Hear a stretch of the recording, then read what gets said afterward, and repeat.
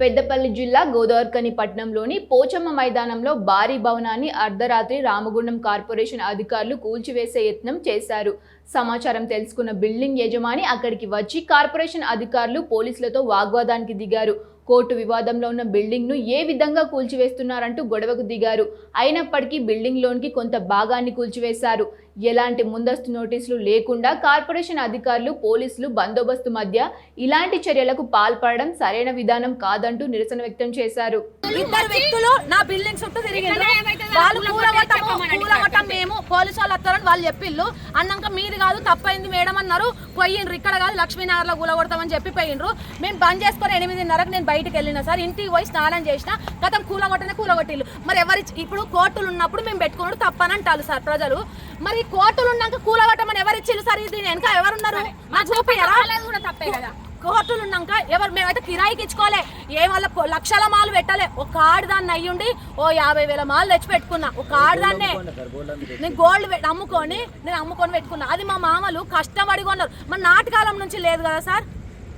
నాటికాలం నుంచి ఊలగొట్టకపోయింది సార్. ఇప్పుడు కట్టి 12-13 ఏండ్లు మేము భూమి కొని కట్టినాము. కట్టుకున్నాము. సరే మీకు ఏమన్నా అనుమానం ఉంటే సరే అది వెనకకు సింగరేంద్ర అన్నారు కూలగొట్టుకొని మేము సపరేట్ కూకున్నాం. మేము ఏమనలే.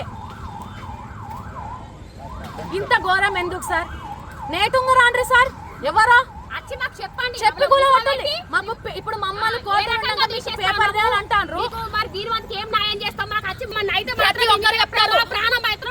ఆ టేలాల కానించి మొదలు పెడితే సంపత్ కుమార్ అంటే ఎవరైనా చెప్తారు. గొడ్డు షాకిరి చేసి కూలీలు మోసుకొని బతికిండ్రు వాళ్ళు.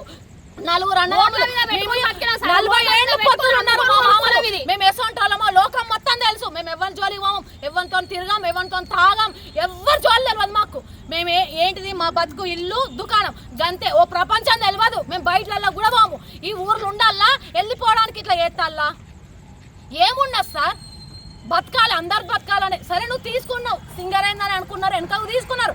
దానికి మేము అగ్రి అయినాం. ఉండదంటే తృప్తి పడాలి. అతాపేక్ష కూడా పోవద్దు. అలా సింగరేనని చూపిస్తాను కదా అని మేము అనుకున్నాం. మళ్ళీ దొంగల లెక్క ఎందుకు కూలగొడతారు సార్? మేము కిరాయిలకు ఇచ్చినామా?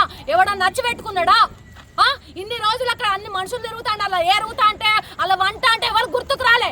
అలా ఓనర్ వచ్చి ఒక పెట్టుకోగానే మీకు వచ్చిందా?